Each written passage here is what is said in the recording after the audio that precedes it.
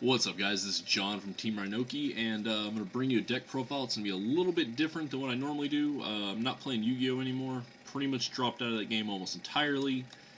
The formats have just been really boring, and there's no real skill in the game anymore, I guess. Everything's just really autopilot between Cosmo, Draco Pals, Pendulum Pals, whatever, Pepe. Every deck that's just winning is just really autopilot, and it's just really boring.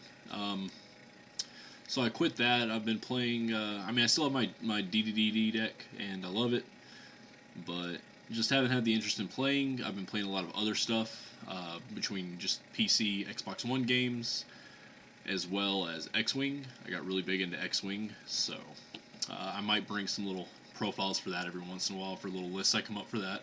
If you don't know what X-Wing is, it is a tabletop game for Star Wars. And then, as you can see, I picked up Dragon Ball Z's card game.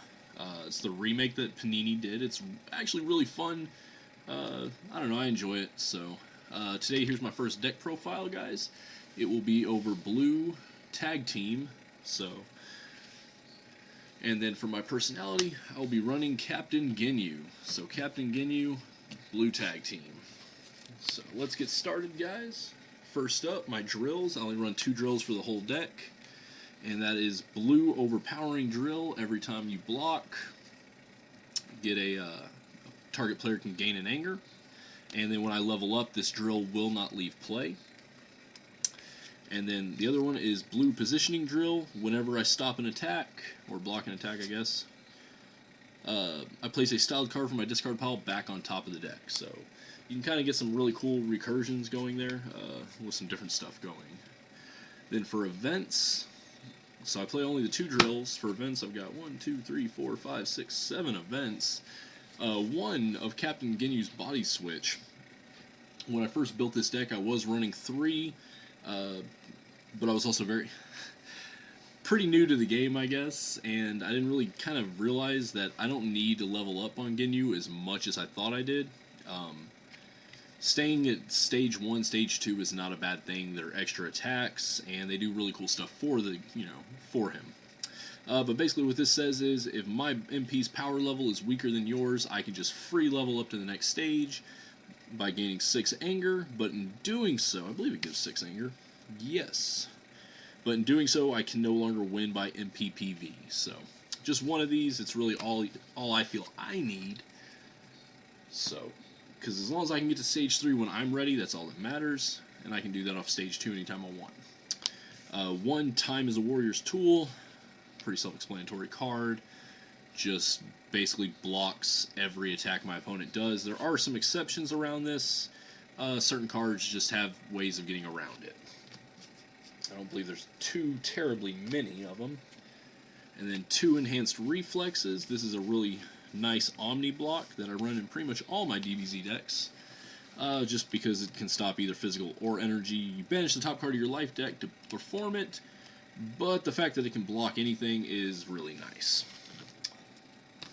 And then speaking of Omni blocks, I am running 3 blue shifting maneuvers. Same thing as the enhanced reflexes, except for instead of being freestyle guys, it is blue exclusive. Whereas enhanced reflexes, you can put in anything you want. So that's it for my events. On to my setups, guys. I'm running 1, 2, 3, 4, 5, 6 styled setups and 2 freestyle ones. For the first one, it's blue Taming technique. So this basically lets you search out any ally from your deck, put it into play, and then also if you have a styled setup in your hand, you may discard it, and then that styled setup will go into play. So I only run 1. I never really make use of the second effect. And the next setup I'm going to show you is actually the one I prefer to use over this. So this one only pulls from 1 from the deck. The next one I run 3 of is blue Battle Readiness, and this basically would be the best way to conjunction blue Taming technique, is discard one of these, then it comes into play, and yeah, there it goes. So what this one does is the same thing. It searches out an ally from the deck, but it will also pull 1 from the graveyard. So you get 2 allies. So usually try to hold off on those, or at least I do, till I'm ready. And then it makes it harder when people get rid of selective allies that I play in this deck. We'll actually go over my allies last. And Blue Tag Team obviously is an ally deck, So then I'm running 2 blue blockades. It's another Omni block. It's a setup. So I have ways of basically putting it from my hand to the field during combat. In case I draw into these when my opponent attacks me, you'll see more of how I do that later. So, but it's just another Omni block. That's pretty much all it is. It's kind of cool when you can get 2 of these going with blue positioning drill. Use one, put the other one back on top of the deck. So, fun little setup there. Then last, for my setups, I'm running 2 Visiting the Pasts. Pretty much just to get back whatever I'm going to need from my graveyard in my hand for that turn. We'll move on to the physicals, guys. I'm not quite sure how many I have. It's too many to count right off the bat. But we're going to start off with 2 Sagacious. I always want to say Sagacious, but it's Sagacious Strikes. So it is a villain-only card, physical attack, damage, AT plus 3 stages. And you can have it do no damage just to deal. It always does critical damage, and you can have it do no damage to be unblockable, unpreventable, which just means you get a free crit effect. So if I need a Dragon Ball, I need to get a Wall Breaker off me, whatever I need to get rid of, this is kind of your out to that. Next, speaking of Wall Breakers, I run 2 Wall Breakers. So I could probably bump this down to 1 for most decks. It's not so important, but I play a lot of sand decks at my local, and they kind of anger up really quick, so putting this on them early on really stops them and lets me control the pace for a long time of the game. Especially against Saiyan Cell, it puts Saiyan Cell down to a speed where I want it to. Against Saiyan Namekian Cell, probably not so much. But I do run 2 Wall Breakers. It's a physical attack. Even if it's blocked, it still attaches to your opponent's MP, and they can't gain anger. Then I run 1 blue head charge. It's just 5 stages. It's mainly the only reason it's in there. It's probably going to come out. Just lets me beat down your stages. And I'll explain why I do that, particularly in this deck for me.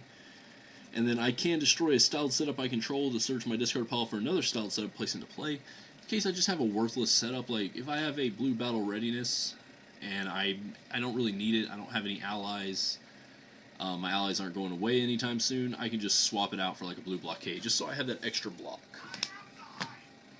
And if you heard that, that was my phone telling me I am the hype.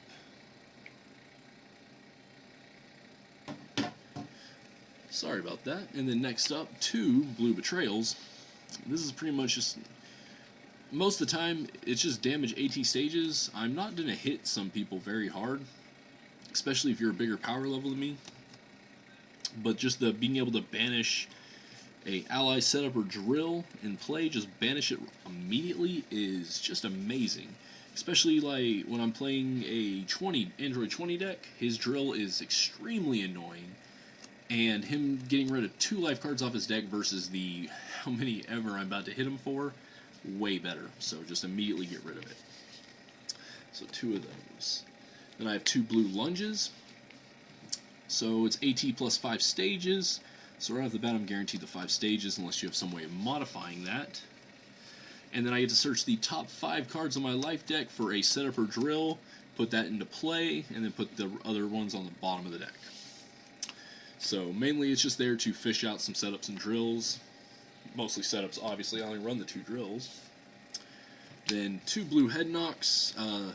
It's just a physical for 5 life cards, and immediately lowers your opponent's anger to 0. Wow, that glare is terrible.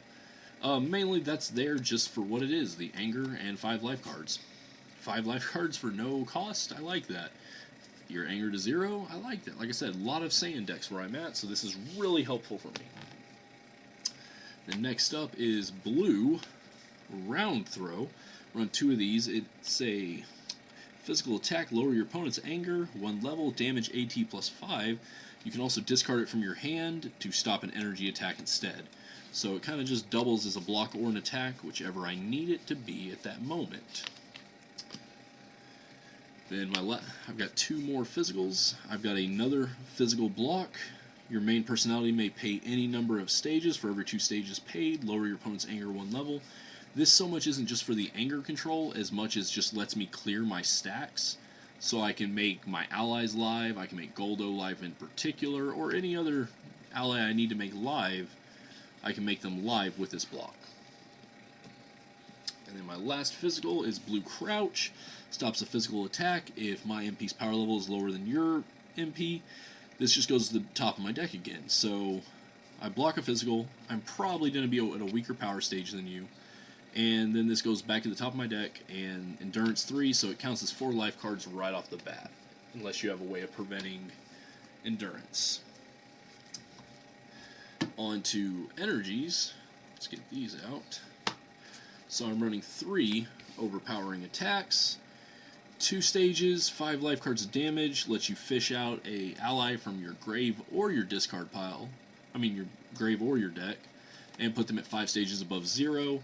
It's an amazing card, so pretty much need it. Then I'm running 1 Blue Clash, energy attack costing 1 stage. Damage from this attack cannot be prevented. If your opponent banished an ally in his last action in this combat, this attack deals +4 life cards of damage. So if you, by some miracle, you do banish one of my allies, and I hit you with this, then it's doing 8 life cards of damage right off the bat before any other modifiers I have that might affect it. And then if it hits, I can search my life deck or banish zone for an ally and play it. So with Blue Tag Team, this just kind of speeds up that process of rejuving it, and I don't have to rejuve, just put it straight into play. My allies don't get banished that often, so I don't really have this as being an issue, and I have ways to keep reusing this if I need it. So I feel like 1 is good enough for right now. I might put it to 2, it just depends. Then 1 Blue Upward Barrage. Energy attack 2 stages, 5 life cards. I can place a styled setup from my hand into play, and if I do, I can raise or lower players' anger 2 levels. So some more anger control there, and a way to get those dirty setups out of my hand and make them live. Then 2 Blue Arm Blasts. So 2 stages, 5 life cards. It also doubles as a physical block. So just like Blue Round Throw, this doubles as an extra block in case I need it.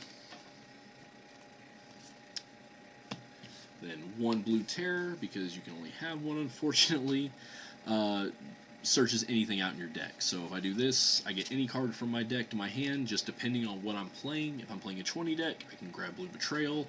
If I'm playing a Sand Cell deck or any Sand deck, I could just grab a Wall Breaker out, and then I have Wall Breaker ready for you right then and there. So anything you need. It only does 3 life cards of damage though, but the trade-off is amazing.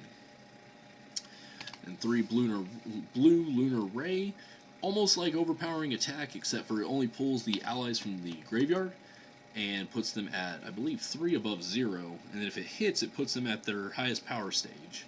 So people will find ways to slowly get rid of my allies. They can crit them away once I have more than 1, so this kind of helps with that, and I don't have to waste an overpowering attack to pull them out from the deck. So then 2 Blue Neckbeams. So if this hits, raise or lower an opponent's MP 1 personality level at the end of combat. It's 2 stages to use, 4 life cards. Pretty much just being able to control a MP stages, your opponent's MP stages, if you want to put them down a level or put them up, either or. So if you're playing a Black Krillin, you can get them off that promo stage 1, put them on stage 2. If you're playing Cell, you can put them to stage 1 or stage 2 again. And this actually won me a game at my locals. This in conjunction with the Dragon Ball that lowers you 1 personality, because I hit him with this, lowered him a stage, and then my turn came around, played the Dragon Ball, and lowered him again, put him back at stage 2, and just held him there. So, love those Blue Neckbeams. 2 Blue Draining Blast. It's a free energy attack for 4 life cards. And then for every 2 stages I pay after, it does 1 additional life. It's just a way to clear my stages off, again, to make sure I can use my allies. Then 2 Blue Energy Shields. So, stops an energy attack. I may set my MP's power level to 0, so a way to clear my stages for my allies. And then my allies cannot be discarded by critical damage effects this combat. So even if I have 9 allies out, they can't crit any of them off that turn if I block with that card. So, on to my Dragon Balls. I'm running Dragon Ball 2 and 4. Again, Dragon Ball 2, lower your MP one level. So I've actually done this to myself just to get back to stage 2, then start combat with an extra attack, and just level right back up if I need to. And then destroy 2 setups or drills, up to 2 setups or drills. So they're just nice little things if you happen to pull into them. I might take them out. I was running more. I was running Dragon Ball, I believe it's 3, where you draw 3, put 2 back, gain an anger, and the radar, but I just didn't feel like I needed that in them. So, on to my allies, guys. I have 3, 4, 5, 6, 7, 8, 9 allies, starting off with Goldo. So Goldo, kind of sucks he doesn't work in conjunction with Captain Ginyu's powers to make your allies use their actions regardless, whether it be stage 1, 3, or 4.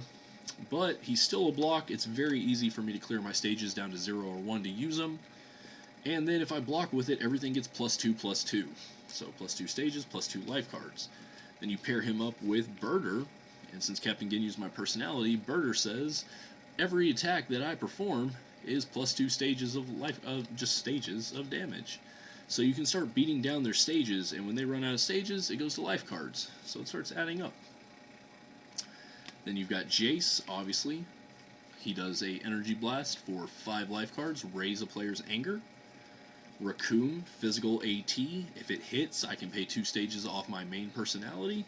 Get the bottom card of my discard pile. That is a really awesome thing to do when you're in stage 3 on Ginyu, because I'll obviously have the stages to pay there, and he can use his ability. And most people sometimes just overlook that last part, I've noticed, and I get a free attack back. And, I mean, Raccoon doesn't always hit hard, but we start adding these modifiers in, and then I get somebody stage locked, he's hitting pretty hard. So then on to Android 17, another ally that does a physical attack for AT plus X life cards, where X equals the number of setups in play. So him in conjunction with Nappa is really good, because then their setup stack, mine stack. And then all of a sudden he's swinging. I've had 17 swing at somebody for over 15 life cards of damage, and they didn't have a block for it. Then it's the last ally with an action, Dr. Wheelu.